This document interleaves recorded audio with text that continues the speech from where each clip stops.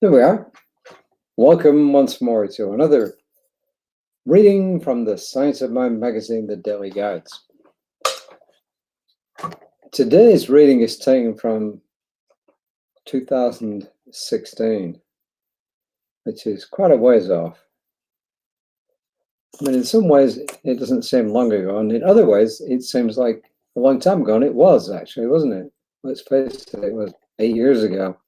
Well, almost, since this was September, but or November, sorry. It was November 2016, which, as I say, it's quite a ways off. Anyway, the writer for today and for November 2016 was a minister by the name of Reverend Catherine Saw, S-A-U-X. That's how I would pronounce it. I apologize, Reverend Catherine, if I messed up your name, but there you are then. I pulled up the daily guides for then, and the format's a little bit different, but here it is.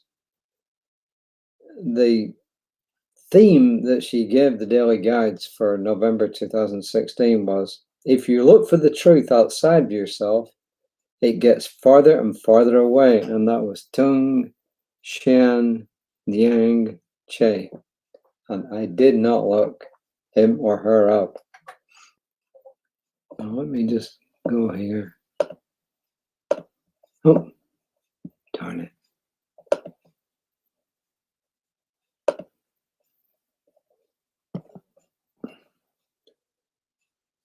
When she wrote these back then, she said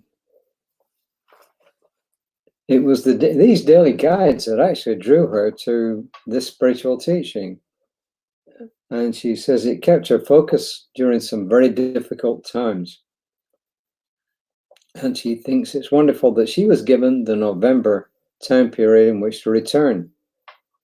So she shares gratitude and appreciation for this part of her spiritual tapestry. And she hopes that we all find inspiration and encouragement from spending some time with our daily guides.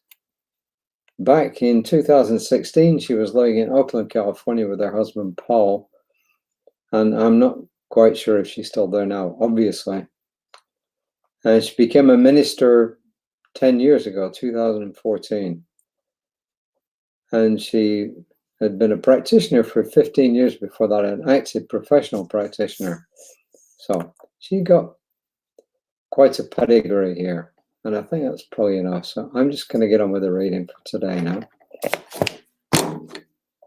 If you place two living heart cells from different people in a petri dish, they will find in time and maintain a third and common beat.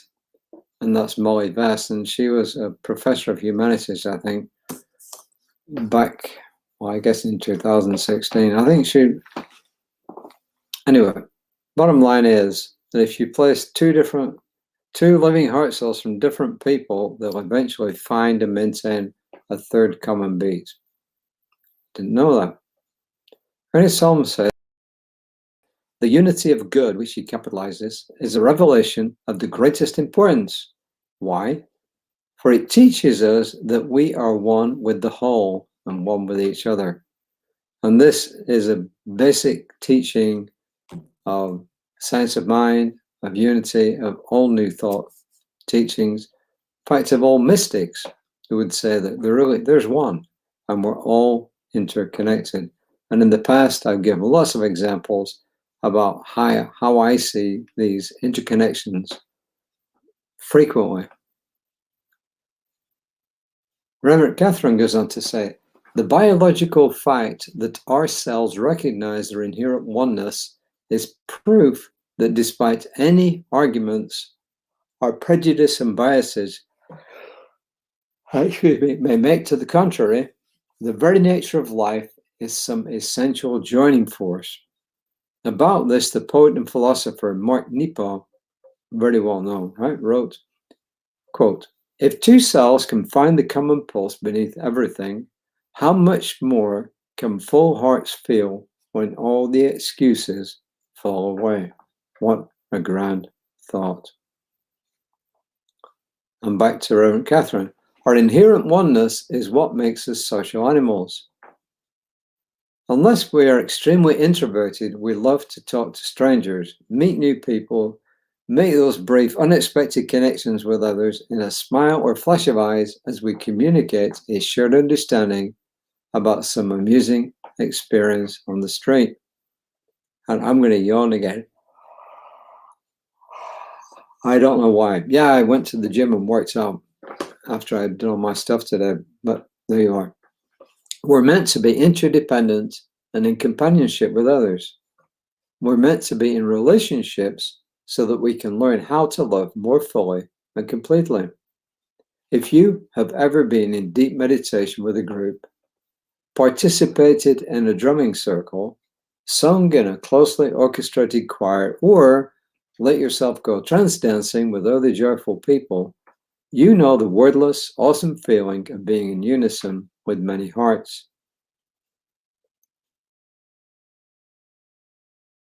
I'm doing my best not to yawn.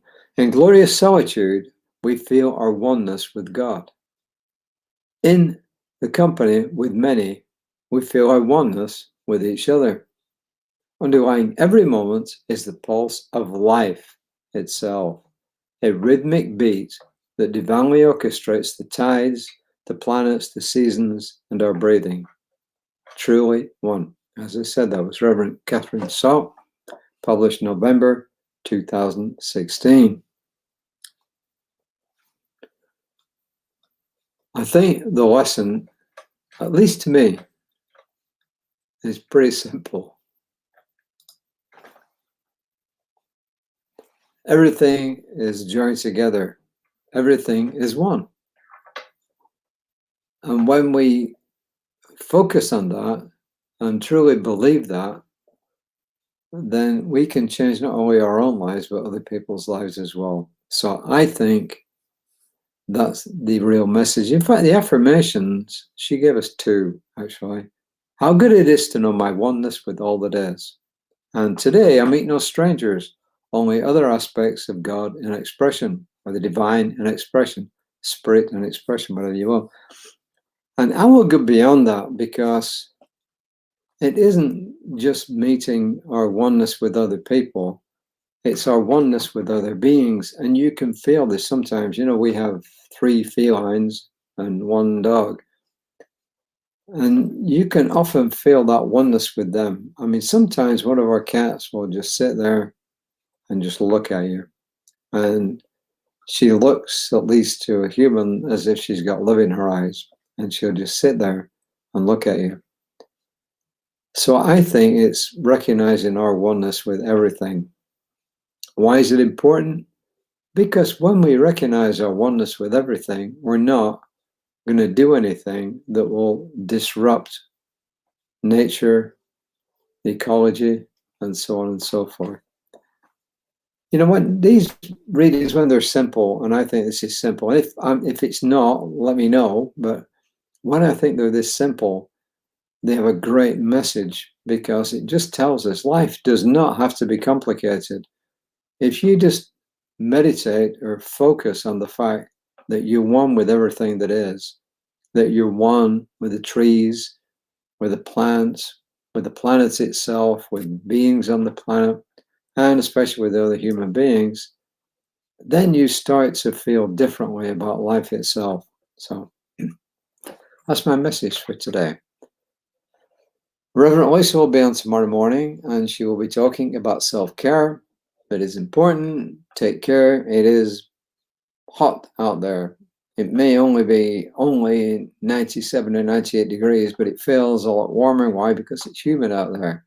And as I've said several times this week, even though down here, yes, we do get used to it to some extent, we still have to be careful when we're out in these kind of temperatures. When I lived in Saudi Arabia, and the temperature at midday was in the 40s Celsius, the hundreds Fahrenheit, believe me, it was warm. And then one day when it went as high as 120 Fahrenheit, which is pretty hot, They always give the temperature in Fahrenheit there, and some of the other stations give it in Celsius. I mean, even the locals really couldn't stand it. So it's important. Stay hydrated.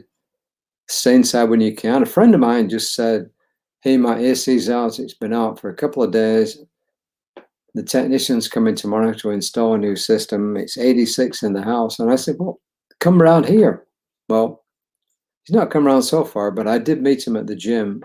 And even though it's warm in the gym, it was a darn sight cool within 86 Fahrenheit. So there you are, 31-ish Celsius. Remember, I release it tomorrow morning. I'll be back tomorrow around about 5 o'clock. That'll be the start of the weekend, at least for me and others around here. So until next time, with this simple message, just take a little bit of time each day, even if it's only a couple of minutes, to sit down and contemplate your oneness with everything. And you can do it in a simple way. You can just look at a tree. If you don't have a tree around you, look at a picture of a tree. If you don't have a pet, pull up something on either your computer, your tablet, your phone, wherever, and just begin to feel your oneness with different aspects of creation. And it makes a difference.